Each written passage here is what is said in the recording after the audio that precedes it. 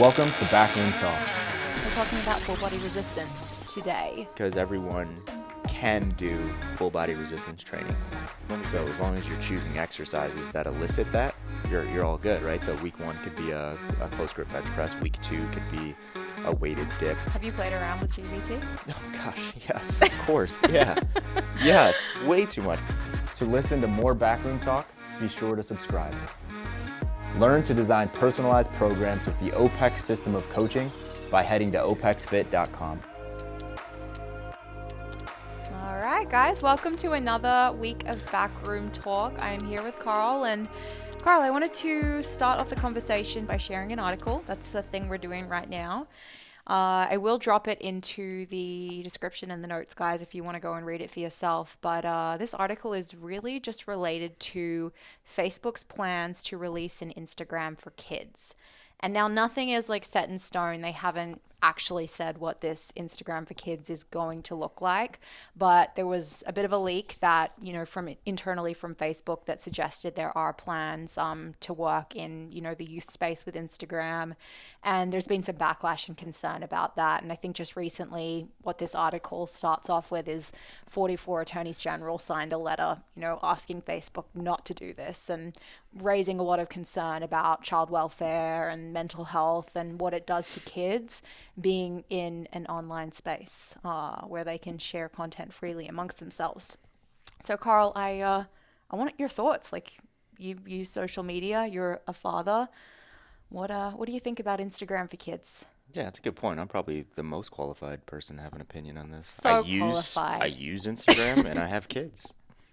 That's it. That's all you gotta have, right? It's qualified to me. Seriously, I don't know what my perspective is on it, because I think until you have kids yourself, it's very hard to know how you feel. Yeah, gosh, when you first hear it, it's like it's cringeworthy, right? You're like, whoa, that's a terrible idea. And then I thought about it for 5 more seconds, and I'm just like, well, what does this mean, right? Like, I don't think the article that you're sharing has a lot of detail in terms of what it means, what the feature sets are going to be, what kids are going to be allowed to do, what they're not allowed to do.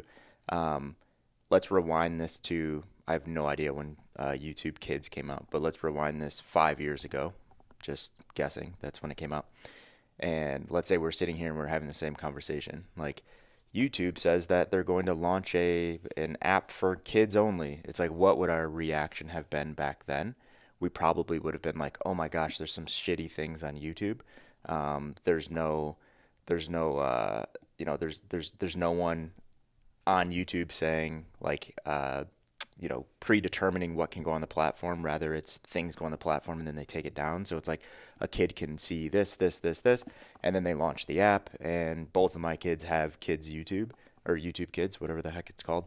And it's actually pretty good, right? It's like I'd rather them watch kids YouTube or YouTube for kids rather than turning the TV on, because they're very targeted in, what your kid's age is, what you want them to see, what you don't want them to see.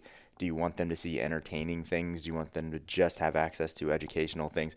So it's actually pretty cool. It's a cool little app. So I just don't want to judge this idea before I know exactly what's in it. If it's Instagram and they just put like kids after it and it's the exact same thing and there's no one filtering what's going on or what kids can do on that thing, I think it's a terrible idea. But I'm sure Facebook is smart enough to not do that. I'm sure they have a pretty good plan as to like what this thing's going to be and what the intention is behind it. Because in reality, kids are doing this anyway. Like, kids are on TikTok, right? It's like, I don't know what it's like to sign up for TikTok, but I'm pretty sure they ask you what your age is, and a kid probably just puts, 2001 instead of 2011, and then TikTok is like, okay, cool, you're old enough, right? So even my oldest, he's 10, and all of his friends have TikTok, and I'm like, bro, like, you're just not getting TikTok. And he's like, he's okay with it, right? But like, I'll check his phone, and his friends will be sending him like text messages of like shared TikTok links. So it's like he's essentially on TikTok because he's seeing things on TikTok. So, to me, this could just be a more filtered version of that. And then we have to have the conversation, should we filter our children? Won't get into that. I think I have different views than a lot of people on that. But have some responsibility and, let's teach our kids what they should or shouldn't do. And, if this is a good app for kids and the features are actually kid oriented and it's not just like a mini Instagram. It's like, let's have an open mind. Yeah, there's two things that feel potentially problematic, probably more than that, but advertising. Facebook has said that they're not going to use advertising inside of the kids app, but you start thinking about influencers and product placement and like how that happens on YouTube Kids as well. Because I think YouTube Kids doesn't allow ads, but influencers or creators can share sponsored products and talk about things that they are trying to sell. Yeah, I think you can monetize. You can monetize for kids, but when you upload something on YouTube for us, right? It's like it asks, is this is this targeted for people under 18? And if you hit yes, there's a lot of measures that you have to go through. And I'm not saying that thing is perfect. I don't have a lot of experience there, but I think they approach that fairly smartly in the way that the things that they allow and the filtering system that they have inside of it. Yeah, I think, anyway, good sign that Facebook is saying that they're going to try and keep advertising out of that, or they plan to. There will be no advertising inside of Instagram for kids.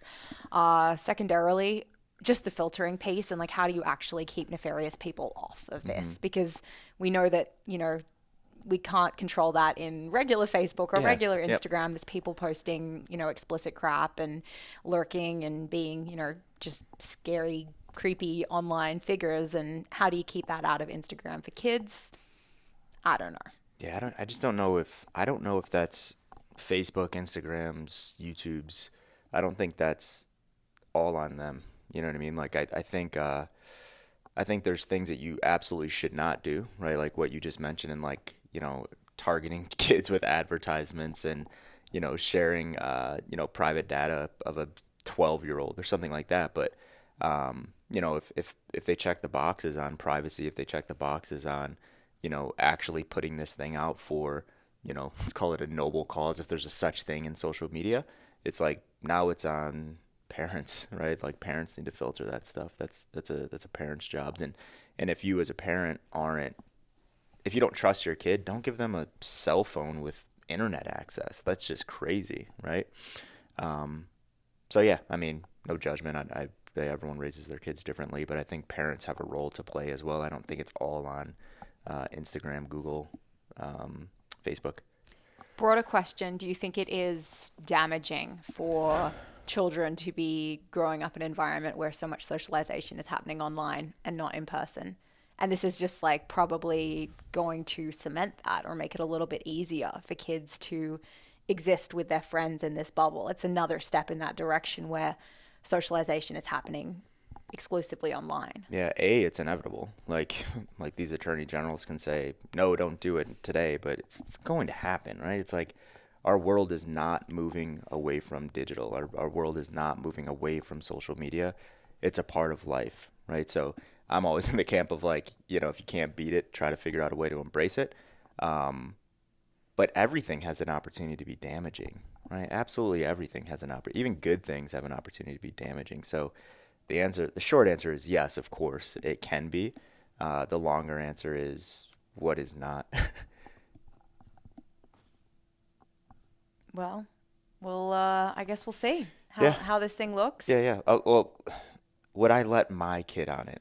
I know you didn't ask me that question, but I asked myself that because I'm just like, I said all those things and I'm like, okay, what if I had to make that decision? If it was Instagram or Facebook, how they exist today, absolutely not. And that's why my kid doesn't have an Instagram or Facebook account. Some of his friends do, and their parents manage it and all of that. And there's like a thing in the bio that says this page is managed by blank's mother or father, and then has like their handle or whatever. But if it was rolled out just the way that it is today, no, I just don't think it's necessary for my kid. But I'd have to wait to see what the heck this thing is before I make that decision. Yeah, I think there's going to be so much education for kids on the front end of getting into a platform like that, where it's like, what is appropriate etiquette? How do we behave in this new environment that we're all starting to navigate? And I don't think we even know this as adults. Like adults behave really badly on social media. So I don't think we necessarily know, but you think about a 9-year-old and they're cognition and their ability to think about long-term consequences of, if I post this photo of me doing this stupid thing, or I post this mean thing about this other person that really, hurts them in some way, how's that going to look 10 years from now when I'm applying for jobs and that's on my record? Because once you put that stuff out there, you can never bring it back. Yeah. And that age range is like, let's call it like, 8 to 18. Obviously it goes after, even beyond that, but it's such an ego-driven time frame and such an ego-driven place in young people's lives where they want to show off, right? They want validation, they want attention, right? Like those are just natural things that happen when our kids walk to school, hang out with their friends, and then walk home from school. Like it happens on a day-to-day basis. So it's definitely going to happen. It's definitely going to happen on a social media platform as well. But the truth is, Georgia, they're already on it. That's the truth. They're already on social media. So to me, I'm just like, okay, they're going to come to the forefront and they're going to create this thing that's just for kids. And that's where my head goes to the YouTube thing, because kids were on YouTube. Kids were watching YouTube on their iPads or their parents' phones or whatever it is, for the last decade. So it's the same thing as it is now. It's like YouTube for Kids came out, and it's like, okay, that's a better option than just like having my YouTube account and having access to absolutely everything and being suggested like weird crap based on videos you watched and stuff like that.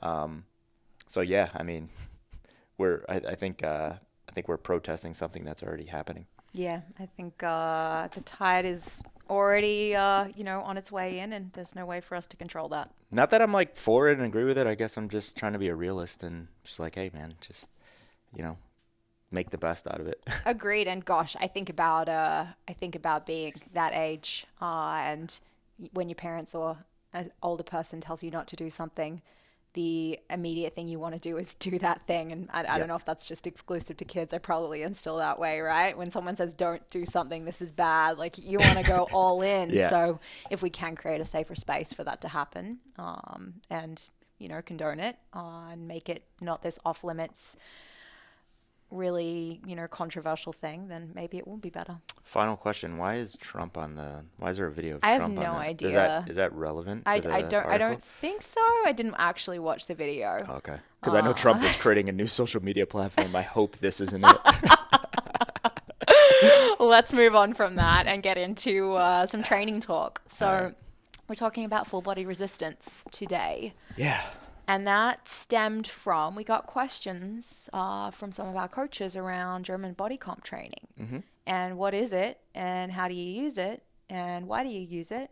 And I think we cover pretty much all of that inside of CCP, but we just call it something different, which is... Yeah, well, GBC and FBR are different. Different intentions. Yeah, different intentions. Even how it's laid out in design is different.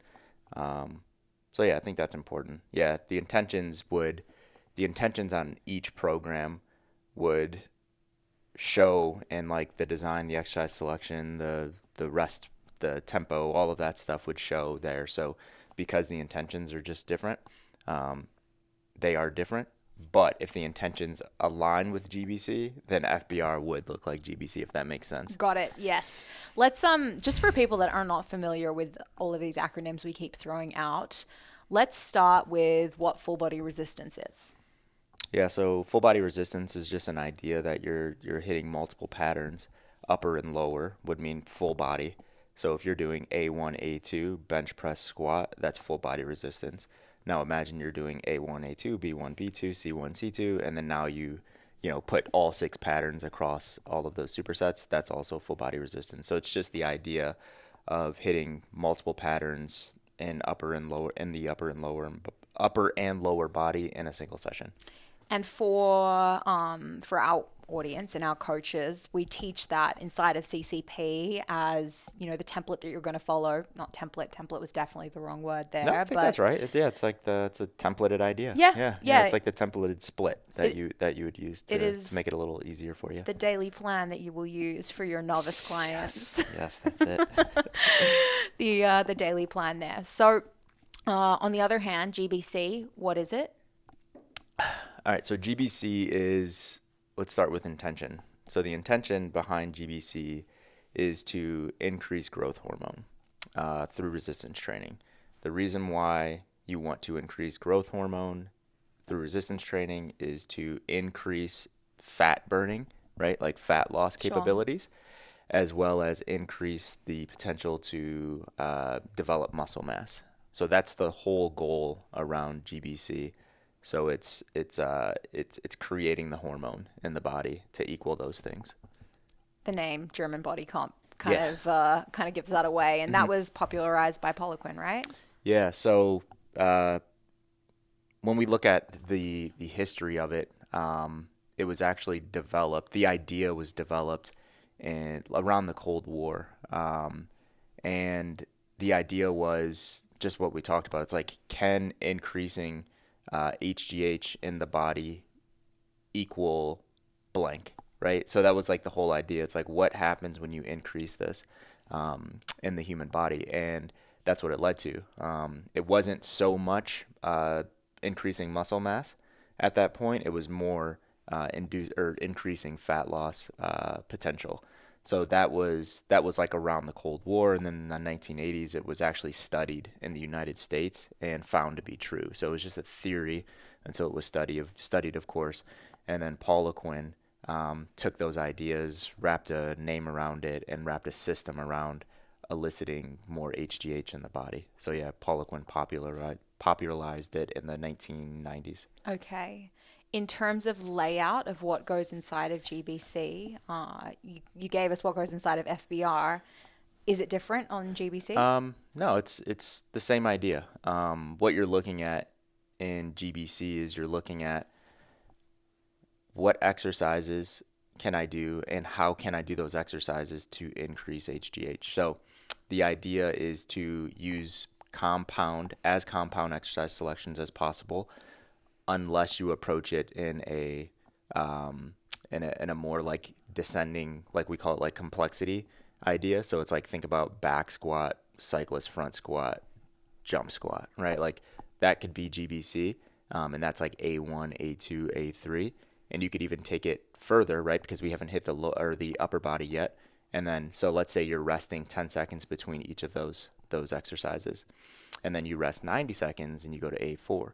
And then you're going to do close grip bench press, then you're going to do incline dumbbell bench press, and then you're going to do clapping push-ups, resting 10 seconds between those pieces, and then you rest 90 seconds, and then you go back to the top. So that's an A1 through A6 format, and you're splitting up upper and lower with that bigger rest, but it's just like, it's almost just like a circuit, right? Like you're going through those things.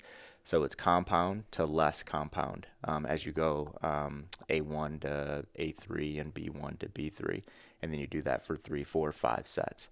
So that's one way to implement. Another way to implement is just a classic A1, A2, right? So like, let's say we went close grip bench press and Romanian deadlift. Mm-hmm. And then we just do that. And the thing that you have to keep in mind is that you want rest time to be as low as possible. Right, because what's the goal is to create a bunch of lactate in the blood, and because that lactate is produced, HGH goes up. So the goal here isn't to get stronger, right? The goal here isn't to choose exercises and sets and reps that are going to end up after 8 weeks you being stronger. It's just to increase HGH in the blood. And then you would go and you would do a B1, B2 in a very similar format. Wouldn't recommend it, but you could also do a C1, C2. And if you're doing that more compound format, best practice is just to do one compound exercise per upper and per lower. Yeah, it's pretty exhausting Yeah. way to train. Mm-hmm. Would you see people, like, let's say week to week progression, reducing rest?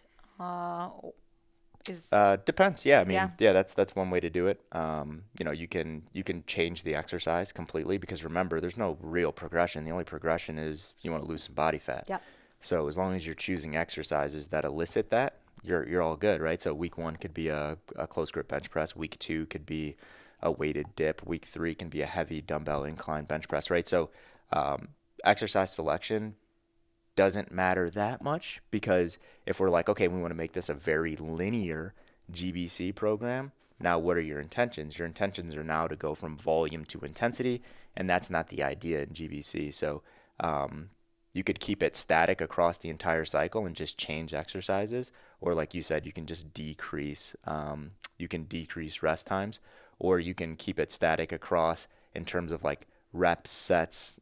So intensity is the variable, but volume is the same, and try to add load over week. But I would just say, in practice, whatever elicits that response, do that. So there's no perfect progression that goes into that. Certainly. And so what you'd be looking to not happen is, for example, what you suggested around changing exercises up. We don't want to go from like a weighted pull-up one week into a bicep curl the next week, because people are not going to get the same dose that they would get from a compound movement with something like a bicep curl. Unless you're a really good bicep curler. Yeah, like, It's a strong bicep curl. No, really. Like if you're, if you're someone and you're like, okay, I'm going to throw 155 pounds on a barbell and I'm going to do 6 to 8 reps at that. I'm going to rest 10 and I'm going to do this other thing. Like that can become a very compound exercise for someone. But if you're weak, yeah, don't do a bicep curl. Yeah. Let's go back to FBR and kind of jump back and forth between the two. Can we hit on GVT for a second? Oh yeah, German volume training. Yeah, just to say that it's different. Yes. Yeah, so GBC, the intention is to inhibit fat loss, and there's that like secondary component of building muscle, but that's not like you can, but that's not really happening to any interesting degree. That's what German volume training is for, or I don't want to say that's what it's for, like everyone should go and do it. That's why it was created, right? It's like GBC, burn fat, GVT, induce hypertrophy. It's 10 sets. Yeah, so right? Yeah, two ways to implement. So 10 by 10 is the way that was like the gold standard for years and years and years. And then people started reporting like, hey man, like I can't do 10 by 10. I just can't. Like I can't even express it. Like I finished that session and I can't do anything for 2 weeks. And those were more advanced trainees. So Paul Oquin implemented an advanced GVT protocol years back that was, okay, let's go 6 reps times 10 sets. Same idea. Everything is the exact same. But yes, it's 10 by 10 or 6 by 10. Have you played around with GVT? Oh gosh, yes, of course. Yeah. Yes, way too much. I think we talked about that. Yeah, I think we one actually podcast. have. Yeah, like way too much. It's only intended to do one time per year. I ran GVT splits for like 6 months straight. Yeah, just stupid. At what point in your life were you doing that? So I messed around with it before this, but like I like did it when I was in Afghanistan. Okay. Yeah, worst time to do it, right? So I went. This is just absolutely learn from my mistakes. I went 10 by 10 for like 3 months, and then I took like a week off, and then I went 6 by 10.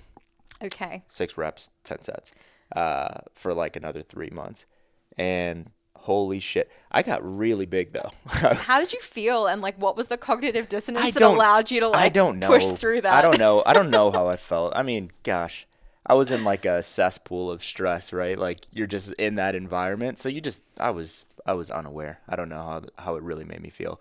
When I look back, I probably think that I felt like shit because I did that, but it could have been I felt like shit because I was in Afghanistan. For sure. Like fighting a war. I have no idea. It was the worst time to do it. But it was good. I think I built some really good resilience there. Well, yeah. But if you guys look back to our tactical athlete episode from a few weeks ago and conversation around like self-preservation, We told you and not to stress do that. management, don't do that shit. Yeah. But that's why it's interesting for someone to bite the bullet. Yeah. And just try these things Yep. and then tell you like, yeah, don't try those things. But it was originally developed to only happen one time per year. Understood. One time per year. Yep. And that's like 6 weeks. Yeah. So 6 weeks out of the entire year. Yeah. Okay. So learn from Carl's mistakes. Don't do GVT for 3 months on end. 6. 6 months on end. Oh my gosh. Yeah. I went 3 months, 10 by 10. And then into 6 by 10. Yeah. Whew, don't do that. No. So intentions for GVT are gaining muscle. Yep. Intentions for GBC are burning fat, Yep. losing fat. Mm-hmm. Intentions for FBR. Efficiency. Exposure to all patterns of movement. Yep. The ability to take that, what you called template, so we'll go with that, to take that template and be able to personalize it for everyone, because everyone can do full body resistance training. when we get into like ideal versions of splits, what we say is, FBR is an awesome tool for a novice trainee, and it's an awesome tool for an advanced trainee as well. But I like it for novice over anyone else. Actually, let's call it the advanced that has been advanced for years and years and years. So we have the advanced trainee, and then we have like let's call it James, right? Yep. James is he's knocking on 50's door, right? And he's been doing fitness for a really long time. Full body resistance is an awesome split for him. But you look at like Matt Fraser, right? In his prime, full body resistance is not a great idea for him. So yeah, we like it for novice just because of the exposure. You get a lot of exposure to different movements. Those people tend to recover a lot more effectively than someone that's a little bit more advanced and can dig a little bit deeper. So it's a great split for the novice trainee. Dig into the efficiency piece a little bit more, because you said efficiency. What do you mean by that? Yeah, I mean, just the ability to hit, I guess I said the same thing and just described them in different ways. The ability to hit multiple patterns in a single session. Yeah. Or the most amount of patterns in a single session. And there's the idea that, when you start to trash motor units, if you're trashing upper motor units and then, you're trashing some lower motor units and you're doing 4 exercises, it's really good practice to split that up. So once you get to that 4th exercise, you have some oomph in you, if that makes sense. So yeah, it's really efficient because you get to hit multiple patterns.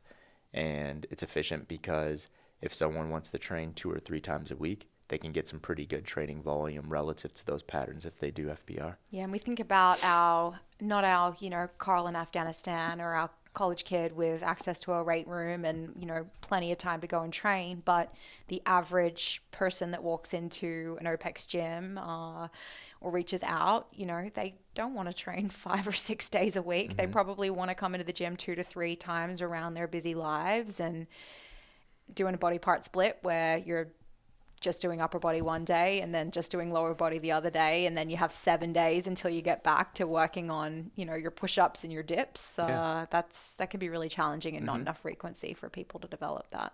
Yeah, and if our goal is to increase or develop motor control, and we want to really focus on motor learning, like you said, it's just not enough exposure for a lot of people. We want to expose them to those patterns very frequently. If the goal is for developing motor control, motor learning, efficiency, and patterns, blah, blah, blah, then can clients also have the benefit of fat loss or gaining muscle from FBR style training? Yeah, I mean, the answer to that. Leading question. Yeah, absolutely. Like all the things that are happening in like a very targeted GBC program, those are happening regardless of what the split is, as long as someone has some really good tension and resistance.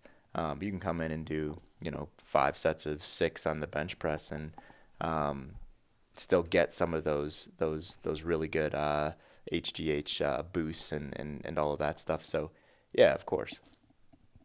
Sorry, that wasn't like a very specific answer, but yeah, you can. Okay, yeah. No, it's really helpful, but I do think it's also beneficial for coaches to like sit back and think, what is the primary intention of this program? And then what are the secondary intentions that we're looking for based on, what the client is telling me? Because we have in our back of our head that we want to develop, efficiency and patterns and motor control, but then you have a client coming to you and telling you that their goal is to lose 20 pounds and you don't want to just like brush that off and say, well, actually the goal is motor control. Yeah. Right? Okay, well, let me answer that question better. Yes, you can do it, and you have to realize that you have to give a program to someone that works for them right there at that moment. That person comes in and they're like, I want to lose 20 pounds. And you're like, behind your desk in your smart coach's office. And you're like, okay, we need to develop motor control. We need to do this. We need to do that. You need to be okay with you giving them a really solid full body resistance training or whatever the heck you decide to give them to develop that motor control. A secondary response to that training will be them, losing some body fat, increasing metabolic rate, all of that relative to what they did prior to them coming to you. So if a coach says, okay, or if a client says, okay, I want to lose 20 pounds, and a coach is like, okay, let's go with a GBC split day 1. it's like you're going a little bit too advanced, a little bit too deep. Like, you don't need to do that. Like, you don't need to, trash motor units and have 10 seconds rest between each exercise. Maybe you'll need to do that with them, or maybe that'll be appropriate in 5 or 6 years, but you don't need to do that today for someone to lose those 20 pounds that they want to knock off. And we have to look at like GVT and GBC, and we have to look at I know I joked around about the resilience thing. Doing those programs, does it actually increase resilience long term? I would say no, right? Like, you're trashing yourself. You're beating yourself up to lose body fat or to gain muscle. You will probably lose body fat or gain muscle faster, but you're not increasing resilience, right? Like, you're not increasing your hormonal profile, 5 years from now. You're not doing the things that are going to make that stuff sustainable. We joked around about, GVT should be done once a year. GBC, like that style of program, that's not sustainable. Like, people aren't going to wake up and be like ramping and ready to go in week 6 of 8 of a GVC program, and they know what they're about to experience in the gym. That stuff isn't sustainable either. So, these specific protocols might be okay for someone in a very specific circumstance, but they're not. It's not like our go-tos. We're like, okay, boom, GBC, GVT. If you're working with like bodybuilders and physique athletes, and they're like, okay, this is what my year looks like, and I need to peak, and I have to do this, and then I have to do that. It's like, yeah, these could be some really good things to use a couple times a year, but not with general population people. Yeah, and it's then too intense. For that person that's walking in and wants to lose 20 pounds as well, like, obviously they're going to get some great benefits from doing their FBR program, but that's not where the conversation ends. Mm-hmm. We're having conversations around other daily movement outside of the gym. We're having conversations around habits and nutrition and sleep and stress management. And gosh, we know that those things have more influence on body composition and someone's weight loss in the long term than training really hard, which can actually be detrimental, like you said, 5 years from now. Yeah, I think about some of the guys and some of the girls that I trained with 15 years ago. Let's call it 15 years ago. And I look at where they are and what they look like now. And we did some really stupid things in exercise and in training. And I feel like I effectively came out of that and like beating myself up in the gym and all that. I do it every once in a while, just for fun, but I don't do it on a day-to-day basis. But I look at the people that I trained with 15 years ago, and it's like, what are your fitness levels now? Like, how healthy and vital are you now? And some of those people just look like absolute shit. Like, you feel bad. Like, you see them. I was actually looking at one of my buddies, old buddies. I haven't talked to him in probably 10 years. I was looking at his like Facebook the other day, and I was like, you know how you like zoom in and you're like, you're trying to like zoom in on just the face. You're like, is that him? Yeah. And you're like, oh my gosh, he's my age and he looks like he's 60. Mm-hmm. So you start to see that, and I have no idea what they did in exercise and all that. I know what they did do when we used to train together, and I know they still train, right? And like, those are some of the people that are, smelling salts and like hitting the heavy back squats and stuff like that, and they're still doing that at like 35, 40 years old, and it's aging them really, really quickly. So we have to understand that not everyone should get a very advanced training protocol, right, because of what it does to us in the long term. So you mentioned on the onset, but the intention on doing these programs are so important. Yeah. Let's go a little bit into personalization and how that connects to FBR, because we talked about FBR as this like template, right? You've got your squat, bend, push, pull, lunge, and core. You're going to do some variation of upper and lower patterns for that novice client walking into the gym, or that more advanced client, wherever they are, that James who's coming to you. So how do we go from, we have this, pattern-based approach that's laid out 3 days a week, to actually making that personalized to the client that is saying, I want this program, who you're doing an assessment with? How do we go from template to personalized? Oof, gosh, that's a deep one. I would look at why are you giving them that program? Why are they exercising? That would be the first question.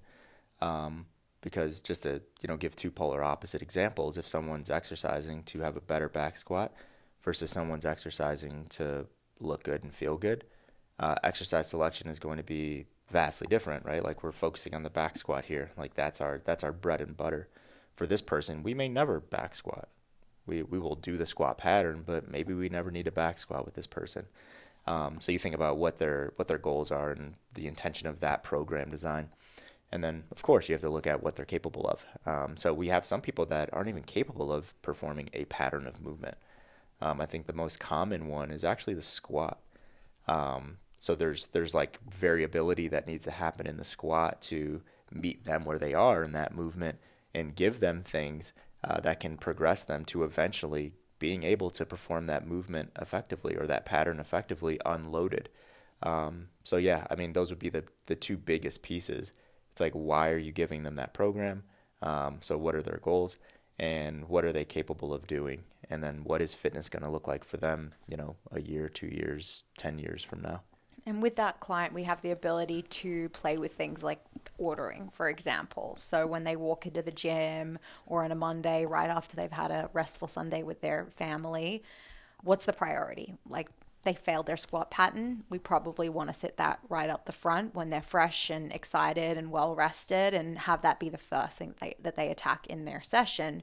Whereas if you have a client who is working on their lunge or their push pattern, maybe you end up putting that at the beginning of the session on that priority day for the client. So you get to begin to have fun and play with that. And again, that's so connected to the goal of improving efficiency in the movement pattern, and not the goal or intention of burning fat or gaining muscle. And so when you're sitting down to write a GBC program, you're not necessarily thinking about those things. You're thinking about, how do I get that metabolic dose so that they burn fat, not how am I ordering the workout to make sure that I'm prioritizing the patterns that my client needs to improve on. Yeah, that's a good point. And another piece that I think is really important is, what do our clients want to do in the gym? Like, what do they find engaging and fun, quite frankly, right? So I would never go against like the capabilities and the goals and all that stuff, like intentions and capabilities, but you have to consider what's engaging for them in terms of what you're putting in the program. So that's something that I've always thought about, and that's something that I've gone back and forth on. And like, is it like steadfast, I always know best, or is it like meet the person where they are? Do I go away? Do I give them things that they're not capable of to like make them happy for an amount of time, right? Like that's something that I used to kind of bounce back and forth with. And what I landed on is just like, always look at what the intention of the design is, always look at what their capabilities are, and also think about what they enjoy, and what they're really engaged with in terms of what they're doing in their program. And you have to remind them on the capabilities and the goal thing very often as well. If you have a client that's like, I want to do this, I want to do that, I don't want to do this, I don't want to do that. You just have to continue to like check yourself and check them in terms of those two big pieces.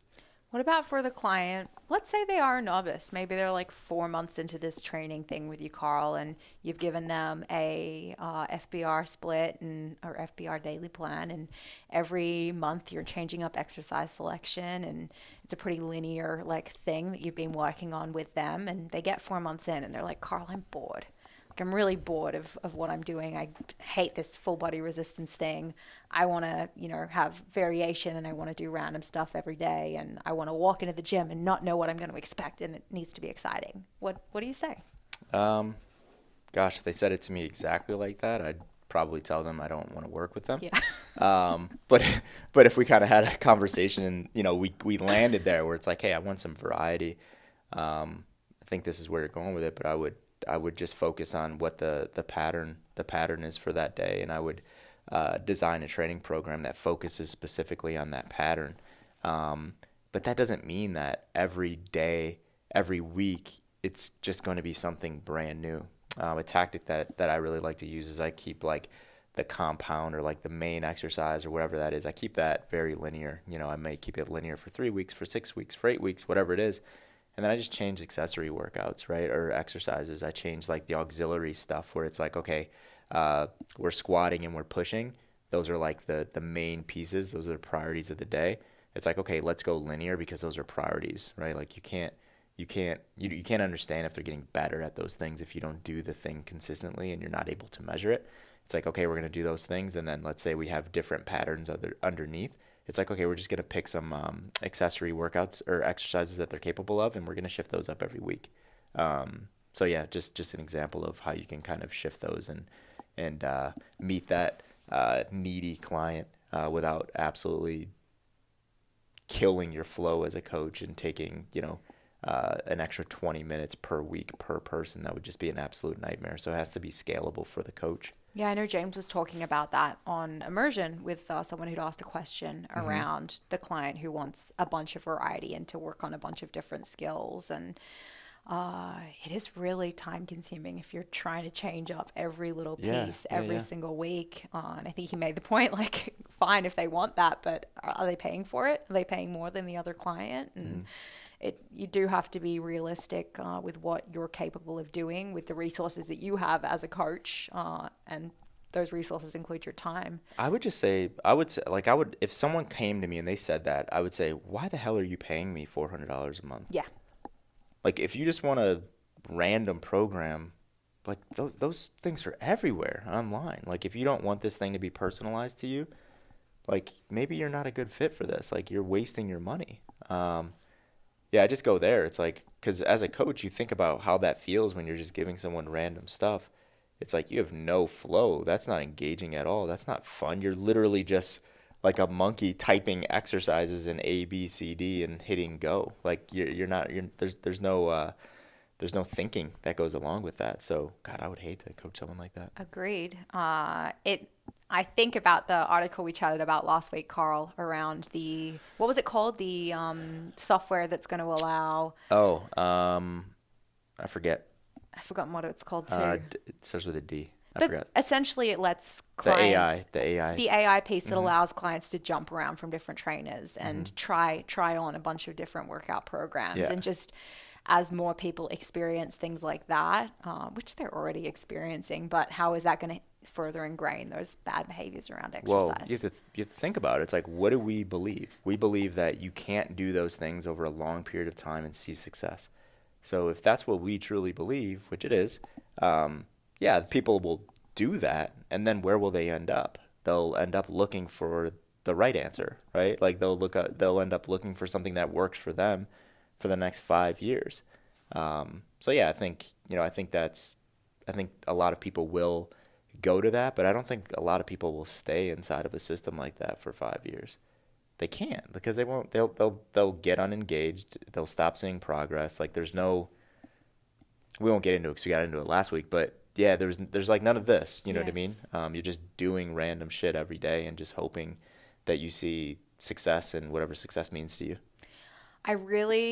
My hope for the world is that the people that have had great success in fitness, right? The people that are just crushing their fitness goals and feeling great and have a platform that they're sharing that about, actually are honest about the shit that they do and what it took to get them there, and stop selling their, $15 programs with a bunch of random shit inside of them, which make people confused and feel like they need to do random shit to get to where that person got to. Yeah. It's gosh, I was listening to, I don't know if you've heard of Patrick Bet-David. No. He has, his podcast is called Valuetainment, and he has like a YouTube channel. He's super interesting dude. I listen to him a lot. And he had mentioned something in one of his conversations that an old mentor of his, because he was like, his story is like 1.8 GPA in high school, didn't go to college, like wasn't a very intelligent dude. And then like he hit like 22 or 23 and just like really got into academics, like didn't go to college or anything like that, just like took it up as a hobby, started reading a lot, started learning a lot, had a mentor. The mentor told him like, hey man, you can continue down this road, but the more you know, the more you wish you didn't know. And the story there was, the more you learn, the less fulfilled you are in life, because you know too much. You know too much. You question too much. There has to be an answer to everything. And I say that because some of those fitness trainers, they may just not know. You know what I mean? It's like they may have started to do this thing when they were 18. They saw awesome success. They're like this influencer. They're on the cover of Men's and Women's Health, and they just continued it. And now they're 35 and they're just rolling. They're riding, right? And they just don't know. So like when you say that, you're like, okay, I hope they tell the truth. They might be telling like their truth or what they think to be true, right? But that's that really hit home to me when I heard that story, because I'm like, that's true actually. It's the Dunning-Kruger effect, right? Yeah, yeah. The more you know. Yeah, you're people that know generally, I don't want to like say everyone's like this, but people that know a lot and that are just like very, very intelligent humans, they're not the happiest people in the world. They're always looking for the answer. They're always looking for the next thing. They're like always looking for the why and all of that. And yeah, just thought this was an interesting point on like not knowing and telling the truth and all that. Yeah, I mean, you start to become aware of how much you don't know and how much you never will know as well, right? When you do start to like peel back the layers and learn a little bit more and investigate, because none of us are capable of knowing everything. No. And fitness is not just this like tiny little, it's not just FBR, it's not just reps and sets. There's so much that connects to it that you feel like you need to know to be a worthy coach. But you're never going to know it all. Yeah, that's why I'm the type of person where I'm like, I want to learn what's going to benefit me right now. There's always something to learn that's going to benefit you right now. But Emma asked me a question yesterday. She's like, what are you into? And we had a conversation on like, what I find really intriguing right now. And yeah, that's kind of how I roll with it. It's just like, yeah, I want to learn things that, are really relevant to me right now. Because if I like put everything I want to know before I die on a board and I'm like, okay, go, gosh, I'd be miserable, right? Because I'm the type of person that gets addicted to stuff like that, like addicted to knowledge and all of that. So I have to kind of check myself on, how many books I read and all of that. I'm just like, okay, relax. It's like, you're not going to be, a better person if you read 2 more books this year. Yeah, there's no worse learning environment than sitting down and trying to like read and comprehend something because you feel like you might need to know it someday for some external reason that's not directly connected to who you are right now. Yeah. You just got to be really comfortable. It's like, hey, I'm fucking stupid when it comes to some things. And you got to be able to admit that. I think that's a skill. Can we talk about, let's just go back to FBR for a minute. Oh, okay. Yeah, that makes sense. That thing. Who is it not for? Who would FBR be a terrible idea for? I don't think it'd be a terrible idea for anyone. Like a less than optimal idea. Okay. Yeah, I think I don't think it'd be a less than optimal idea for anyone. And the only reason I say that is because you can be any person. And based on the actual work, it's like, what are you doing? Like, what is your upper, lower? Based on what that is, you would just like titrate it up or down based on who the person is. A person that it wouldn't be good for when considering what the dose is someone that is extremely advanced, right? Like extremely advanced. And I paused before I said that, because when I say advanced, there's like advanced trainees in so many different disciplines. So it's like, if you're an extremely advanced bodybuilder, it's like FBR may not be the right choice for you, because you have to be so targeted in what you're hitting every single day, every opportunity that you have to go into the gym. Like, you don't want to just do like a general, like, I'm going to go head to toe pump, because you're not going to give that musculature enough attention. Sure. If you're an extremely advanced power lifter, same idea, right? It's like every day is an opportunity to get better at one of 3 things: the bench, the squat, or the deadlift, right? If you're benching, squatting, and deadlifting every day, or a variation of that, or using that same musculature every day or every time you train, probably not optimal. If you're an advanced CrossFitter, right, FBR may not be ideal for you, because what do you need to get really good at? You need to get really good at mixed modal, right? And mixed modal work. So, you're doing like FBR and then like FBR in the morning and then mixed modal in the evening. It's like, it's just a lot of contractions. There's a lot, right? Like there's a lot, and there's a lot that goes inside of mixed modal, and in terms of like what patterns you're using and all of that. So probably not a great idea to hit it at FBR at its like highest dosages, while still trying to get better at those things. Now we look at like off season, in season, all of that. There's so many considerations, but generally, someone that has very, very specific goals, maybe don't give them such a global program. Yeah, that makes sense. Cool. Yeah. I'll accept that. But if you're, She accepted. let's say good. you're Carl Hardwick and you're walking into the gym and you plan on walking into the gym pretty much every day, Yeah. except the days you like go outside and do some exercise outside. Like you plan on doing that for the rest of your life, and you don't have specific goals about like growing your anterior delt in a certain way. You don't know me. You don't know me. Hey, I'm not going to put that on you, but you feeling okay about your I almost delts? passed out. I was flexing my delt so hard. But let's say, you don't have any specific goals connected to resistance other than you want to work on all patterns of movement. You could technically walk into the gym 7 days a week, do an FBR split of varying volumes and intensities, and be fine and recover from that. Yeah, absolutely. But we talked about last week, periodization. Was that last week? That was last week. Last week we talked about periodization.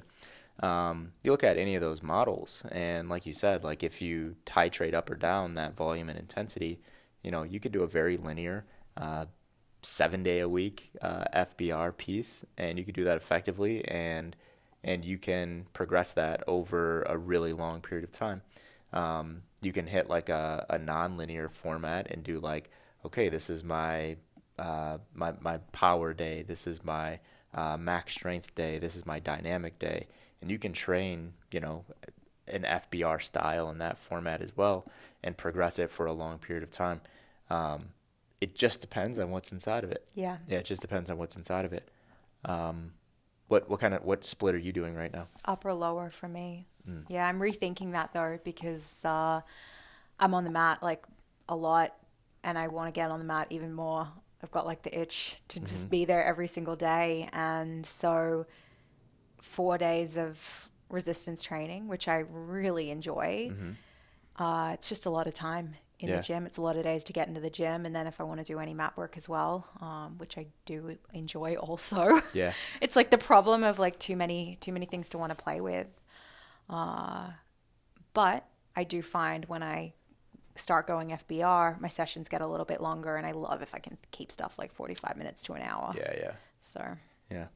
Huh, just interested. What about you? Same. Yeah. Yeah, I'm doing upper lower as well. Some upper lower clusters. I prefer upper lower for me. Yeah. How come? FBR is I get a little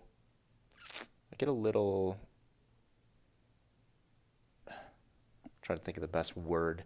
I always want to say stale. I get a little bit stale, right, when I get to because I like to be in the gym for like 75 minutes. Yeah.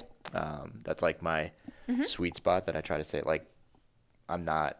Maybe I will be, but I'm not a 60 minute in and out. And I'm not like a 90 or 120 minutes either. So with that in mind, just extending that out to like usually I'll do just like some strength speed practice because I really enjoy that stuff, and then I'll do like an A1, A2, B1, B2, C1, C2. And by the time you get to like C1, C2 and you're doing FBR, like it's not that effective for me.